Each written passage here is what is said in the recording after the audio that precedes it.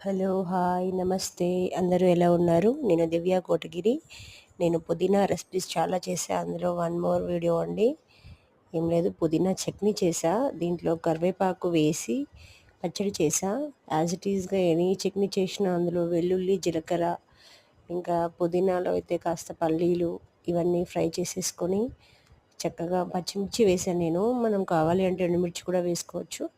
ఇవన్నీ చక్కగా ఫ్రై చేసుకోండి. వన్ టిప్ అండి ఏంటంటే పుదీనా ఏంటంటే సిమ్‌లో పెట్టి కాస్త మెల్లగా ఫ్రై చేసుకుంటే చక్కగా ఫ్రై అవుతుంది. టేస్ట్ ఉంటుంది. లేదు మనం ఫాస్ట్‌గా చేసాము అంటే అది పచ్చి పచ్చిగా ఉంటుంది.